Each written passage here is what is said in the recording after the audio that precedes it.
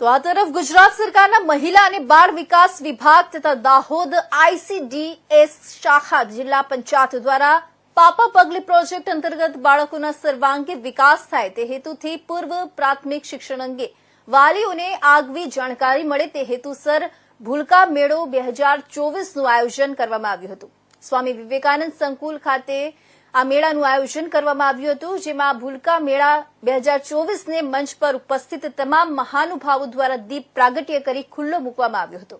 મહાનુભાવોનું સ્વાગત ભૂલકાઓ પોતાના હાથે બનાવેલી કૃતિઓથી કર્યું હતું। ભૂલકાઓના સર્વાંગી વિકાસમાં આ મેળાનું આયોજન વિવિધ થીમ પર કરવામાં આવે છે। ભૂલકાઓ દ્વારા ટીચિંગ લર્નિંગ માટે એક પ્રદર્શનીનું આયોજન કરવામાં આવ્યું હતું, જેમાં ઉત્કૃષ્ટ પ્રદર્શન કરનારને પુરસ્કૃત કરવામાં આવ્યા હતા। આ પ્રસંગે ભૂલકાઓ વિવિધ સાંસ્કૃતિક કાર્યક્રમો પણ રજૂ કર્યા હતા।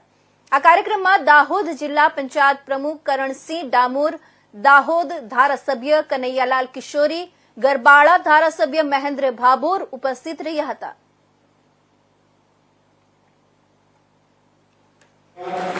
આજરોજ મહિલા અને બાળ વિકાસ વિભાગ અને ICDS શાખા દ્વારા દાહોદ જિલ્લા ICDS શાખા દ્વારા ભૂલકા મેળાનું આયોજન કરવામાં આવ્યું હતું। ભૂલકા મેળાનો આજનો મુખ્ય ઉદ્દેશ્ય એ હતો કે બાળકોમાં થતા વિવિધ સર્વાંગી વિકાસોને લોકો સુધીને જાગૃતિ પહોંચાડવી અને બાળકોને વધારે ઉત્સાહિત કરી અને બાળકોને આંગણવાડીમાં આવવા માટે પ્રેરિત કરવા માટે આ પ્રોગ્રામ દ્વારા લોકો સુધીને આપણે આ સંદેશો પહોંચાડવામાં આવે છે।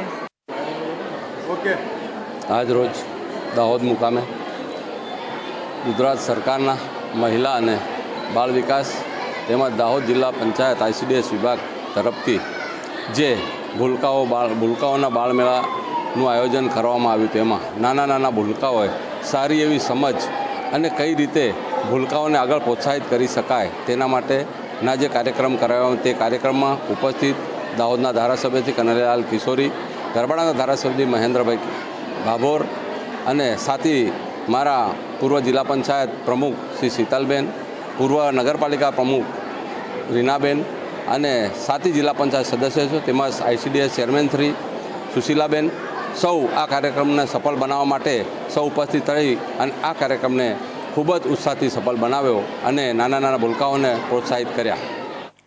તો જસદણ